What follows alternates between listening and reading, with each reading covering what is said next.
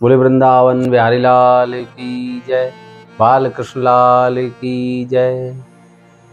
धर्मराज युधिष्ठिर ने श्री कृष्ण भगवान से पूछा कि हे प्रभु, श्रावण मास के कृष्ण पक्ष की एकादशी का नाम क्या है और एकादशी को किस प्रकार से कौन से भगवान की पूजा की जाती है। तब भगवान श्री कृष्ण ने बताया कि श्रावण मास के कृष्ण पक्ष की एकादशी का नाम कामिका है। इस एकादशी को कामिका एकादशी कहते हैं और पवित्रा एकादशी भी कहते हैं। इस दिन शंख चक्र गदा पद्मधारी भगवान विष्णु की पूजा की जाती है। इनके अनेक नाम हैं, श्रीधर, माधव, विष्णु, अनेक नामों से भगवान को जाना जाता है। तो इस दिन भगवान की पूजा श्रद्धा और भक्ति पूर्वक करनी चाहिए। तो इस प्रकार से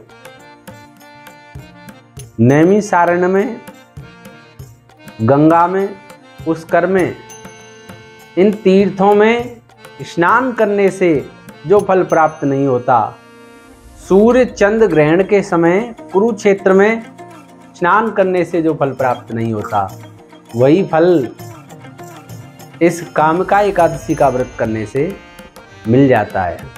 तो इस एकादशी का व्रत करने से वाजपेय यज्ञ का फल मिलता है।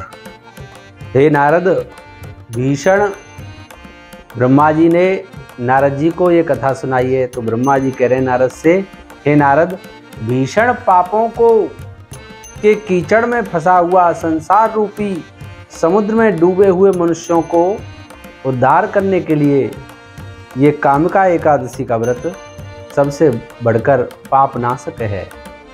तो इस व्रत के प्रभाव से बुरी योनियों को मनुष्य प्राप्त नहीं होता। जो बुरी योनियों में नरक यातना आदि भोगते हैं, वो सब नहीं भोगनी पड़ती। इस एकादशी को भक्ति पूर्वक भगवान कृष्ण को तुलसी दल अर्पण करने से संसार में जैसे कीचड़ में कमल खिलता है, उसी प्रकार से भगवान संसार में फंसे हुए मनुष्यों को निकाल देते हैं। जो तुलसी दल भगवान को अर्पण करता है, भगवान को जो तुलसी पत्र चढ़ाता है, वह स्वर्ण और चांदी, हीरा जवाहरात अन्य वस्तुओं से बढ़कर है। भगवान जितने हीरा जवाहरात अन्य रत्न मणियों से प्रसन्न नहीं होते, जितने तुलसी दल से प्रसन्न हो जाते हैं। इस प्रकार इस कामिका एकादशी को व्रत करने से अंत में ब्रह्मा जी नारद जी से कहते हैं, ब्रह्म हत्या, भ्रूण हत्या आदि बड़े बड़े पापों से मुक्ति मिल जाती है। इस प्रकार भगवान को तुलसी बहुत प्रिय है। तो इस एकादशी में शाम के समय तुलसी पर दीपदान करने से रात्रि जागरण करने का विशेष महत्व बताया है। भगवान विष्णु के मंदिर में दीपदान करने का विशेष महत्व बताया है।